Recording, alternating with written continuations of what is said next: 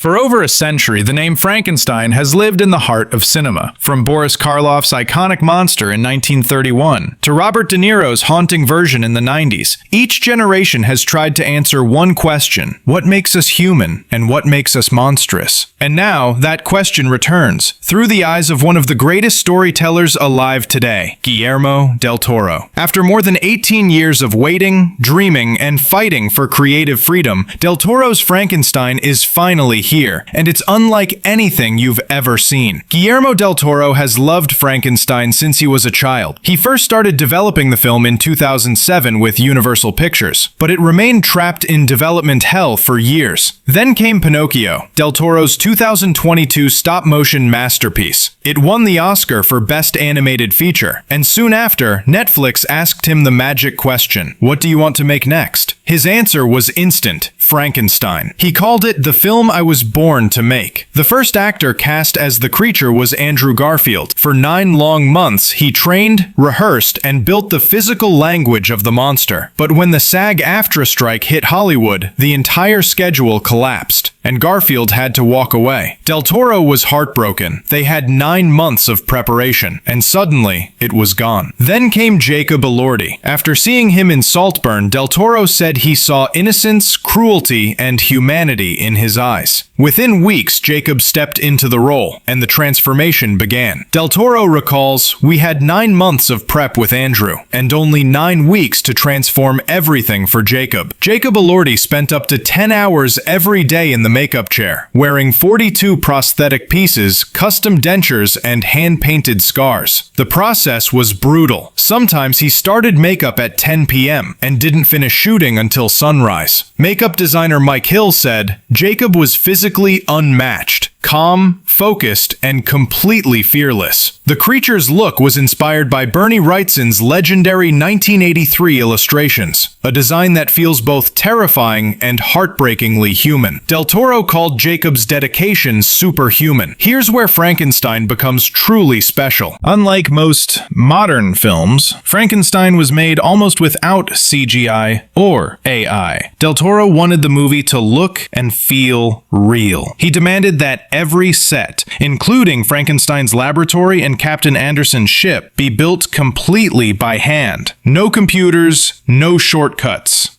Del Toro said. Only painting, hammering, and plastering, the way classic cinema used to be made. The production team built massive physical sets, used old lenses, and designed lighting inspired by 1930s horror films and Gothic literature. It's a tribute to the golden age of filmmaking. In an age of AI, CGI, and green screens, Guillermo del Toro said no. Hundreds of real artists created this world using the tools of classic cinema. Opposite Jacob Elordi is Oscar Isaac as Victor Frankenstein, a brilliant but reckless scientist. Del Toro describes him as a rock star genius, inspired by David Bowie and Mick Jagger. Del Toro says, "Oscar was the only actor I ever wanted for Victor." Despite the story's darkness, Isaac and Del Toro often lighten the mood by joking in Spanish between takes. And there's Mia Goth as Elizabeth, no longer Victor's fiancée but betrothed to his brother William. It's a bold change that adds emotional depth and family tension to the story. This masterpiece movie was shot across 112 locations in England, Scotland, and Toronto, creating a blend of Gothic and modern landscapes. At its core, Frankenstein is not a story about horror. It's about heartbreak, about a creation who only wants to be loved by his creator. The creature isn't evil. He's lonely. He asks his maker a simple, devastating question. Why did you create me if you were going to abandon me? Del Toro says the film is about failed parenthood, rejection, and the need for connection. It's about how the world punishes what it doesn't understand, and how beauty can exist inside the monstrous. Like The Shape of Water, Frankenstein is an emotional fairy tale disguised as a monster movie. Visually, the film is pure Del Toro. It draws from classic Gothic cinema: Frankenstein, 1931, Bride of Frankenstein, 1935, Wuthering Heights, and Rebecca. Each frame looks like a painting, with candlelight, mist, shadows, and that signature Del Toro magic. It's not just a movie, it's poetry on film. When Frankenstein premiered at the Venice Film Festival, Jacob Elordi received a standing ovation. Critics called the movie a masterpiece of emotion and artistry. Even before its global release, fans and filmmakers praised Del Toro for bringing Frankenstein back to its true soul. A story not of monsters, but of misunderstood humanity. Del Toro didn't begin Frankenstein with a computer at all. He wrote the first draft entirely by hand, in his trademark leather notebook filled with sketches and watercolor concepts. Each page combined story notes with emotional ideas, drawings of eyes, scars, and lightning bolts, so that the creature's creation would feel more like art than engineering. He reportedly carried that same notebook with him since 2007. Cinematographer